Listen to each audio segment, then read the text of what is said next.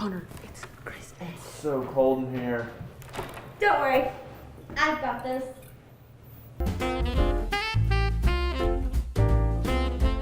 Hey everyone, I'm Deja. And I'm Connor. Welcome to this month's episode of the Gryphon Grind. Now we're in the full swing of the holiday season. We want to be sure to remind our students what this time of year is really about.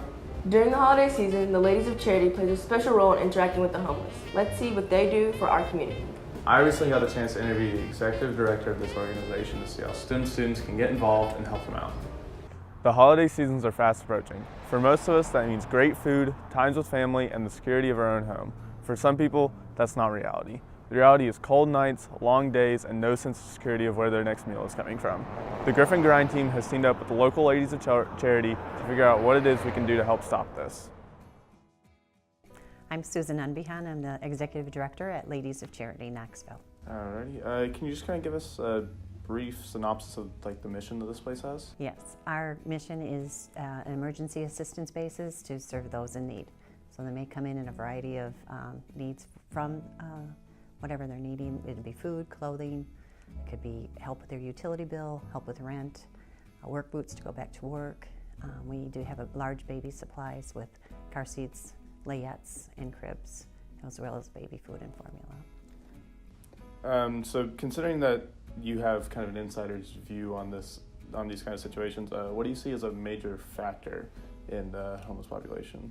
Definitely, you're going to have drug, substance abuse, or you're right, mental illness is going to be a big one. Those two together, if they're not, and they're resistant to coming back to get help, to get them off the street, you're not going to change that behavior. But maybe you can do some things, maybe they'll take a day program and get trust back in, where they can maybe later on get a little bit of more assistance. All right, so kind of moving from the what's of the organizations to the do's. So can you address any of the stigmas or myths that come with homelessness? I think one of them is that people don't see them as a person, just as kind of walking past them without acknowledging that yes, they are a person, they do have needs. How they got there is really irrelevant, but what you can do maybe to just recognize them and give them a sense of being and present is really a big thing. I've seen that in our lobby where you just say hello to a client and they're like, oh, you're talking to me. You know, some have really embraced the fact of us knowing them by name and coming in, and maybe they're just getting the same thing, but we may know that their favorite is beef jerky, you know, so that's a big thing.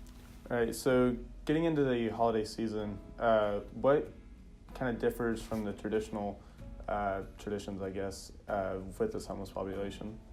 So for us, coming in, these people are still wondering how they're going to get fed. We see a strong presence in the middle of the month and then at the end of the month for demands of services. So for food and clothing, it's a big thing. I'll use Thanksgiving for an example. We gave out 465 Thanksgiving baskets on top of a regular food bag to many people. So they're reaching out, they're meeting their needs of food insecurity, and yet they're able to share with their family. The week before Christmas, we give a voucher to our clients. They can shop in our Christmas store, and we did this for the first time last year. You would think that it's all going to be about them. Just about every one of them was buying a gift for someone in their family that they may not even be living with.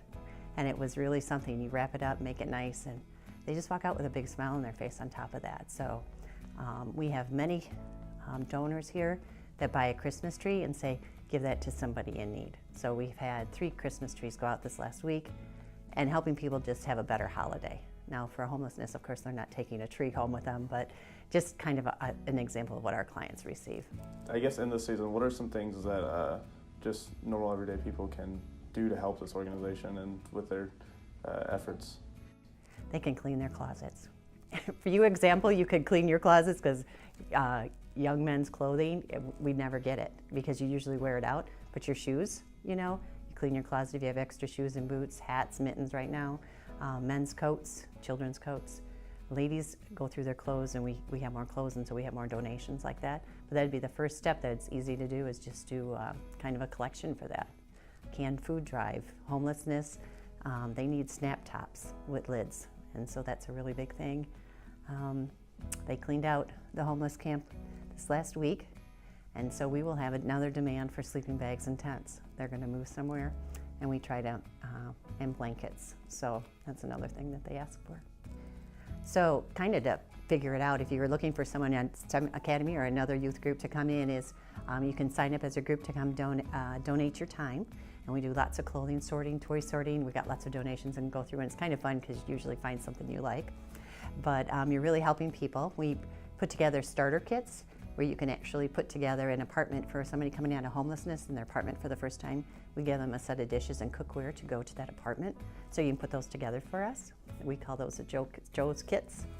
And the other thing you can do if you can't do any of those and you can afford it, if you do something at home, raise some money, you can donate online on our website. Well, me, I've been on these streets for 17 years, off and on. In this town, I've traveled all over. I've traveled to different parts of the world. I've lived in Colorado, I've lived in Montana, I've lived in Florida, I've lived in Illinois.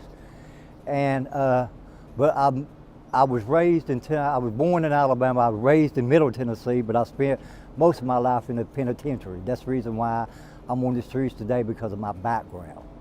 It's not because of drugs, it's not because of alcohol, it's because of something I did when I was a young boy.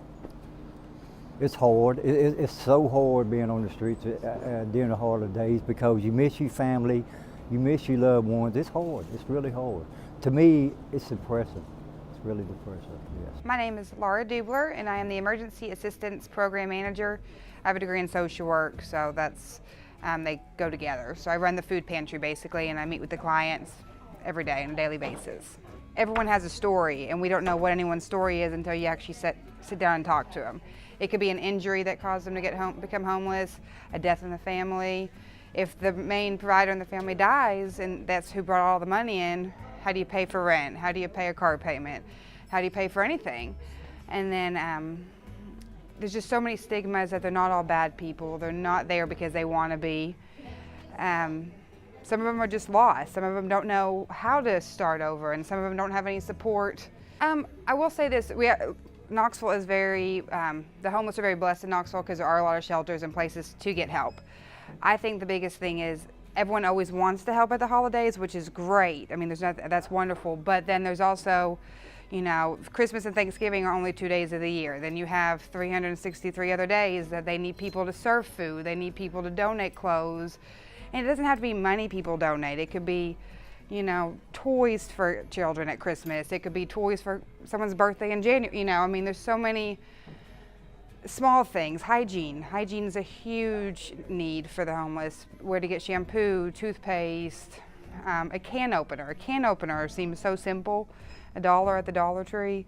But if you don't have $1, how do you open a can that someone did give you? But, you know, there's a lot into it. So I just think that helping is wonderful at the holidays, but also the rest of the year as well. The STEM students could donate toothpaste, simple things that you could collect at school. You could do homeless packs, which include, you know, lip balm, deodorant, basic necessities that you could bring to the school, and then someone could bring them here, or we could arrange to pick them up. The students could, if they have old clothes that they don't want, they could bring them here, and we give clothes to everybody so they don't have to purchase them. And so things that you might not think is nice anymore at home or stuff like that, bring them here because somebody else would love to have them. If the students want to come in together and do some community hours, we can arrange that. So, but just food drives, if you want to set up a food drive, pop-top cans, anything they could eat on the go, Spam, Vienna sausages. When the next time you go to the grocery store, just pick up a couple extra.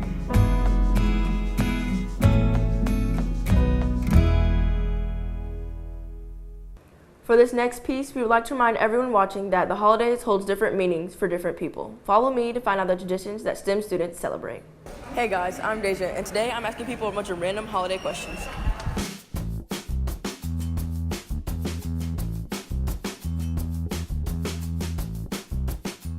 What's the worst holiday gift you've ever received? The worst gift I ever received was a small punching bag that wouldn't stick to anything. It had a suction cup that wouldn't stick, so it didn't work or was of any use. Do you wear holiday socks? Yes. What's your favorite holiday treat? Peppermint pie. So in 10 seconds, describe your worst holiday gift. One time my uncle got me a subscription for a game magazine, but it was just like one magazine because the subscription didn't work. So instead of getting 12 for a year, I just got one. Hey, do you have any quirky holiday traditions? Well, every year, me and my family, we come up with different plays and skits and things to do. Is Santa real? Is Santa real? Of course Santa's real. He's real. Hey Reed, what's your favorite holiday treat? Actually, Grandma's chess pie.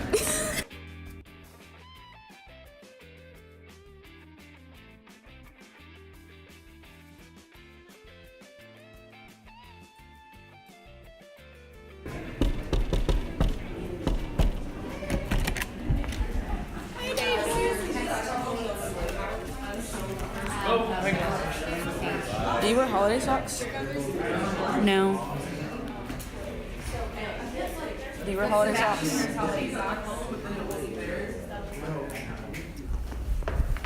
Do you have any quirky holiday traditions? Yeah, my family hides a pickle ornament in the tree, and whoever finds it on Christmas gets an extra gift. I want an extra gift. Do you have any quirky holiday traditions? The night before Christmas, I eat spaghetti tacos. Spaghetti.